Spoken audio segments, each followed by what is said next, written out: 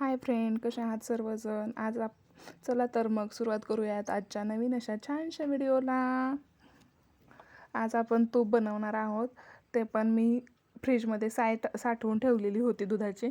ती बघा इथं आहे अशी कढईत गरम करायला ठेवली आणि त्याचं तूप बनवणार आहे मी. तर बघा इकडं असं सुद्धा तूप बनवता येतं आपल्याला. असंच डायरेक्ट कढईत ओतायचं ते आणि 10 ते 15 मिनटातच बघा हे तूप तयार होतं. असं जास्त वेळ पण नाही लागत त्याला, तूप तयार होतं. तर त्यामुळं लोणी काढायचं टेन्शन नाही किंवा काय नाही. आपण डायरेक्ट असं तूप बनवू शकतो आहे.